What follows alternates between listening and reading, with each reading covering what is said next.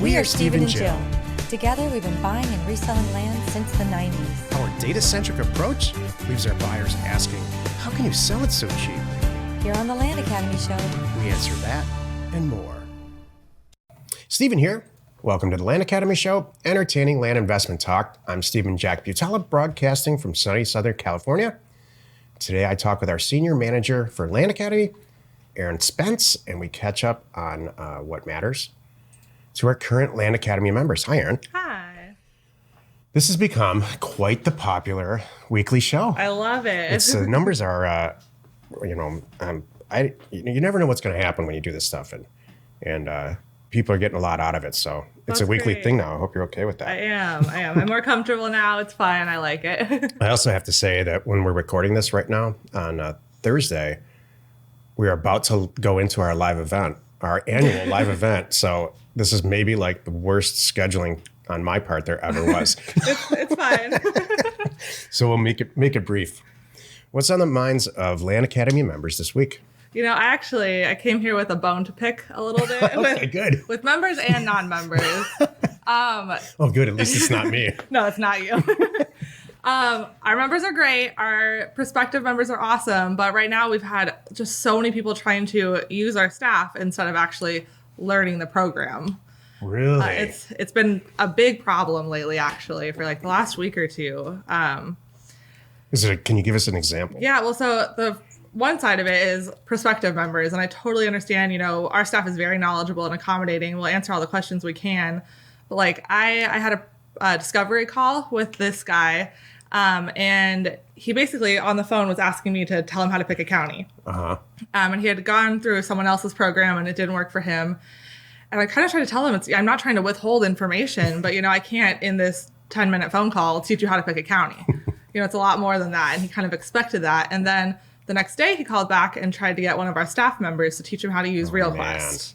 And he was very nice and understood, but he just assumed he could just not go through a program and that it's all simple. And, one of us can explain it in half an hour. And that's not how it is. Wow. Yeah, and then the flip side is members, and it's the same thing. We'll have members who check out and will either tell us I went through the program once, or they didn't even go through the program and maybe watched a couple parts of it, and they were like, oh, well, we have this whole staff now. We're a member. Why can't you just teach me how to do it? And our staff is super accommodating, but, we don't have time to talk to everyone. And I think there is a part of our staff is really friendly. And so sometimes we have people who just want to call in and talk to them, which is very sweet. But we have a small staff and we don't have time for that. You're kind of going off right now. It's been a lot. We have two members in particular who just go straight to my phone instead of our staff so that I can get them off the phone. Wow. So is really 2 people or is it 20? No, it's like 20. Is it really? It's a lot. Yeah. You know where this comes from, I think, and this is giving me an idea about a new business. There's other people in this education space who do, that's how they approach this. They don't have Very true. A self-teaching model like we do. They have let's have a webinar and go through this and go through this and go through this. So I can probably solve this. I can't solve it overnight, but I could do some version of an online course that's like a series of live webinars where we do it all together. I'm sure it'd be very popular. I'm going to write that down. And it's, it's especially bothersome when I hear these calls and I know it's something that's covered in the first chapter of the program. And, it's hard for a staff to be like, just go watch the program. But that really is kind of what needs to happen. Uh-huh. Why do you think it's happening? Is it new? Is it a new problem? This many people, it's new. It has definitely happened for as long as we've had Land Academy, but it's been a huge influx. I don't know. Maybe it's just we had a big group of people check out lately. It could be something related to that. Mm-hmm. And we've had a lot more outreach going on and things like that. Well, at the very least, I'll bring it up on the Thursday webinars. Well, and that's something too, is, you've created so many different ways to get help. There's land investors, which is incredible. And then also the weekly webinars. And I think maybe some people are embarrassed to go on or, embarrassed to ask. But I learn things every single week on the Thursday webinar.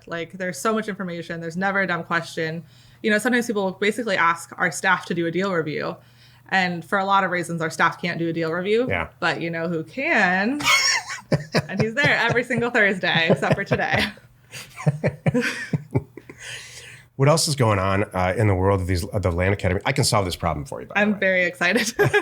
I'm sure our staff is too. You know, it's real easy for me to sit down at my desk, turn the camera on, schedule it, and if we have a scheduled webinar, go through chapter 1 and say, and here's what you need to get out of it, and then do it for chapter 2 the next week. I'd be happy to do that. I think that would be great. What's hard and very time consuming is doing a program. You know, that takes months of organizational time and a lot of different takes, and then there's post editing and everything. But I can solve this. So that's awesome. And it's something I can do without Jill too, which really excites me. Perfect. Because getting Jill to commit to scheduling these days is just like pulling teeth. It's been a lot. So it's like 20 people, you think? It's a bit. Like, I'm sure that if you came up with something, it would be very popular. We have 2 customer service people that are spread really thin. Mm-hmm. What can you say? What is appropriate? What's appropriate? What's the appropriate use of our customer service team and the inappropriate one? So appropriate is, login issues. That's actually the big one, is like login issues. You're having like computer problems that are, related to our sites, things like that. Anything that, or things that aren't appropriate, or deal reviews, asking for advice on properties and things like that. Pulling up specific properties in Parcel Fact. My staff isn't there to sit there and try to pull up the same properties you've already pulled up. And a lot of times, we on Parcel Fact tell you how, if you're having problems with pulling up properties, how to, solve that. And we follow the exact same steps that are listed there. So if you follow the same steps, you'll get the same answer we will. That one's been coming up a lot too. People just calling and asking about how to type in a number into Parcel Fact. Really? Yeah. Or, you have to add a couple zeros or something, or take off the zeros. And we have very specific instructions for that. I think people just want the help, and I get it. Our staff is awesome. Amy and Erin are incredible. Yeah. But they don't have the time to sit there and do things like that. Okay. Can we counterbalance this with can we counterbalance the rant with something positive today? This coming from somebody who's, there's nothing positive that I think or talk about ever. So one thing I've seen that's really cool in the last week or two, our members are like going into counties I've never even heard of before. Yeah, me too. Counties that, aren't necessarily covered. They have to go back to the old school ways with the county and everything, and having a lot of success.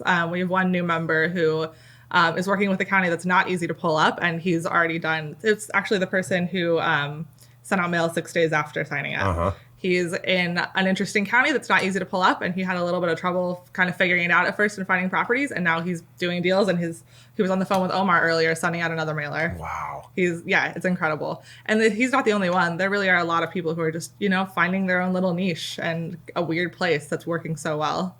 That's great.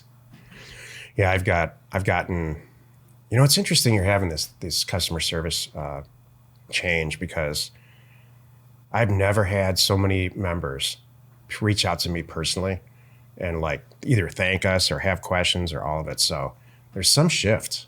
Definitely. Do you have any idea what it is? Is there a profile of somebody that is a little bit higher maintenance? I don't know. Because there's certainly a profile of somebody who's, I can tell in 30 seconds that's going to kill it.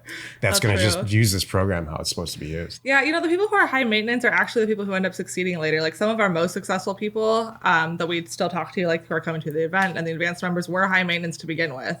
And so I think maybe they just need the extra help and the push. But I mean, it does give me hope for these people, they will be successful. I know they're asking a lot of questions and need some extra help, but I know that they're going to make it. Okay, that's good to know. Definitely. Because I was just going to ask you that exact question, and my gut tells me that super high maintenance people in the beginning aren't going to make it anyway. But that's not the case? It kind of depends. You can usually tell. I mean, you can tell with the questions. If they're high maintenance with good questions and maybe just aren't reading through things clearly or thoroughly, then I think they'll make it. You can definitely tell when some people start right off the bat and just don't get it at all. Yeah. And then they won't make it. All right. I'm going to do a show or some type of webinar. It's not going to be free. In fact, it's going to be, because this is it's obviously there's demand for it. I'll make it very comprehensive and not free. That's awesome. People will love it. Join us next time for another interesting episode, and we answer your questions posted on our online community, landinvestors.com. It's free. You are not alone in your real estate ambition. So I have to ask, are you really noticing this because you're in town right now? Because I know you telecommute most of the time. Yeah, I think that that's a little bit of it. But actually, Jill was in the office and heard some things where she was just like, we maybe need more coaching of our staff just because, these aren't questions they should have to answer. Yeah. So I do think that there's probably a degree of that, though. I'm definitely paying more attention now. Okay. Well, either way, we'll adjust to the changes like we always do. We'll provide another product. That's our MO. Perfect. I'm Stephen Butella, information and inspiration to buy undervalued property.